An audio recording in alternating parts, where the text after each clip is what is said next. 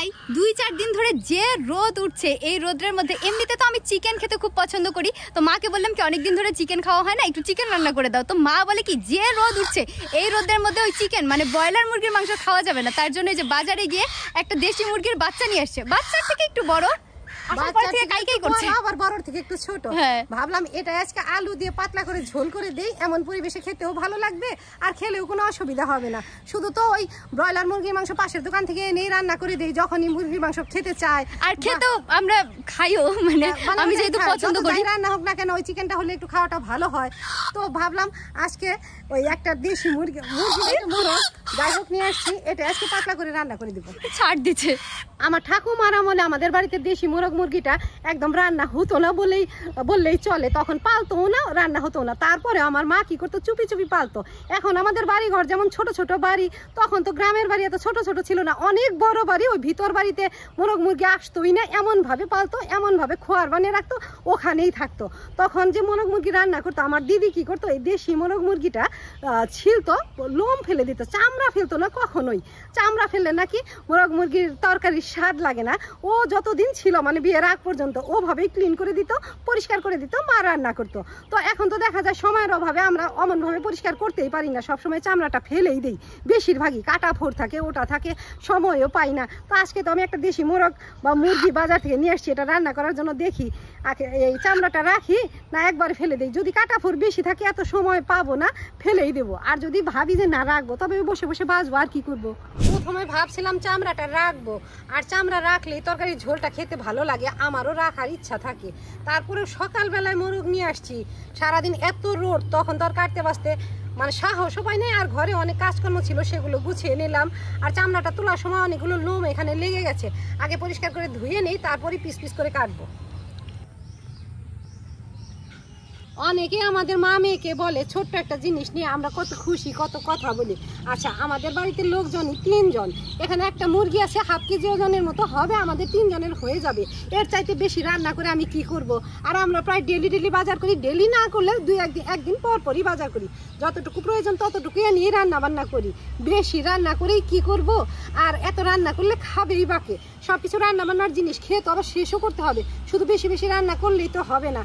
যে যেমন পারে বলে যে এইটুকু জিনিস 1/2 কেজি মাংস, এই নিয়ে আবার কত কথাবার্তা। যাই হোক, এই লোমগুলো বাছা হয়ে গেছে, এখন পরিষ্কার করে ধুয়ে নিই।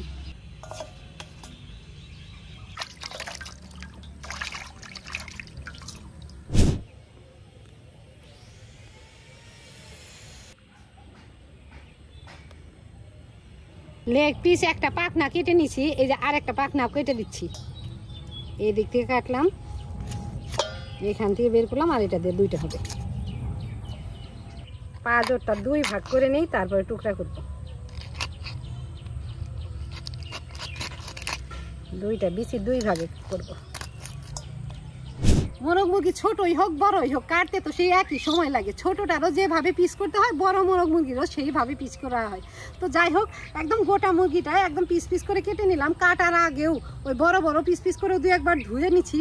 এখন ছোট ছোট পিস করছি, এখন কলতলা থেকে আরও 2-1 বার ধুয়ে নেবো, তারপরে রান্না করবো। আর এই মোরগ মুরগি, দেশি মোরগ মুরগি সম্পূর্ণ বাটা মশলায় রান্না করতে হয়। আমিও সব রান্নায় যদিও বাটা মশলায় রান্না করি, আজকেরটা আরও করব।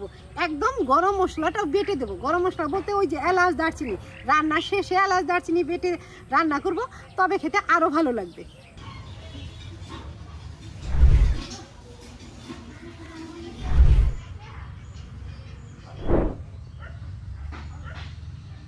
পেঁয়াজ, রসুন, আদা, কাঁচা লঙ্কা, আলু নিচ্ছি, এগুলো ছিলে নিচ্ছি। আর ছিলে একবারে থালাতে ফেলছি, আর অন্য কোথাও ফেলছি না, আবার কুড়িয়ে করে আমাকে দূরে ফেলতে হবে, তাই থালার মধ্যেই ফেলে রাখছি যাতে আমাকে ফেলতে সুবিধা হয়। ধামসা সাইজের আলু, একটা আলুতেই হয়ে যাবে। দেশি মুরগির মাংসে আলু খেতেও ভালো লাগে। দেখি আগে একটা কয় টুকরা হয়, পরে না হয় আরেকটা এনে দিব।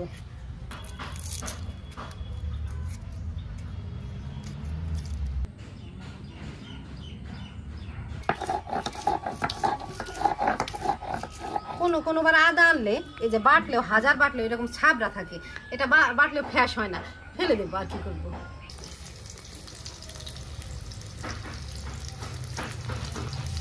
উনুন জ্বালিয়ে কড়াই বসিয়ে সর্ষের তেলে আলুগুলো ভাজতে দিয়ে এদিকে আমি ফোড়নের পেঁয়াজগুলো কুচি করে নিচ্ছি।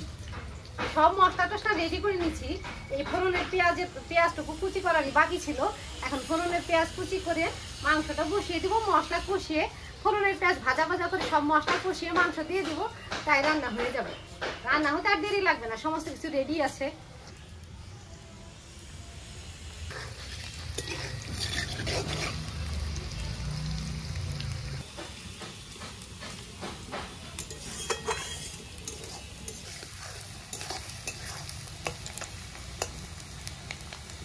উনুন জ্বালিয়ে কড়াই বসে কড়াইতে সর্ষের তেলে আলুগুলো ভেজে তুলে নিয়ে ওই তেলে ফোড়ন দিছি। আর ফোড়নে শুকনো লঙ্কা, তেজপাতা, জিরে, গরম মশলা, পেঁয়াজ কুচিগুলো ভাজা ভাজা হয়ে গেলেই এখানে সব মশলা বেটে রাখছি, গুঁড়া মশলা বেটে রাখছি, সবকিছু দিয়ে কষিয়ে তারপরে মাংস দিয়ে দিচ্ছি। বাটা মশলার মধ্যে আদা, পেঁয়াজ, রসুন, কাঁচা লঙ্কা বাটা আর কয়েকটা রসুনের গোলাও রাখছি, এগুলো গোটা গোটাই দেবো। আর গুঁড়া মশলা এই যে হলুদ, লঙ্কা, ধনে, জিরে গুঁড়োটা আমি একবারই দিয়ে দিব, পরে ওই এলাচ, দারচিনি বেটে দেবো। গরম মশলা বাটাটা একদম পরে দেবো শেষে। ফোড়নের পেঁয়াজ ভাজা ভাজা করে বাটা মশলা দিচ্ছি, বাটা মশলাগুলো আগে কষিয়ে নেবো যাতে কাঁচা গন্ধ না থাকে, পরে গুঁড়া মশলা দেবো। গুঁড়া মশলা দেওয়ার পরে অল্প জলও দিতে হবে, নয় গুঁড়া মশলা পুড়ে যাবে।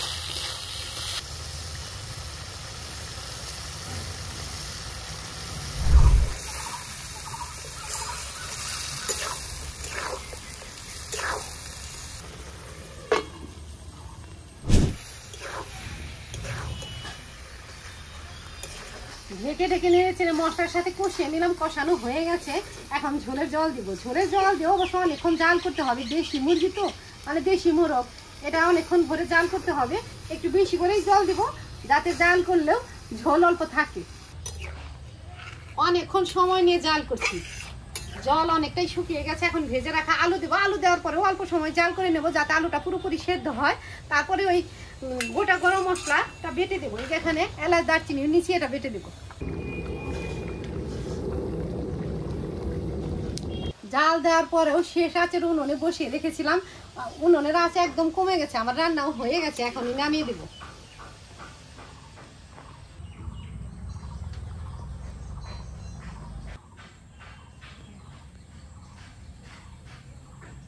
বাজার থেকে দেশি মোরগ এনে কেটে বেছে একটু পাতলা করে রান্না করলাম, ঝোল রাখছি তরকারিতে। দেশি মোরগের ঝোল খেতেও তো ভালো লাগে।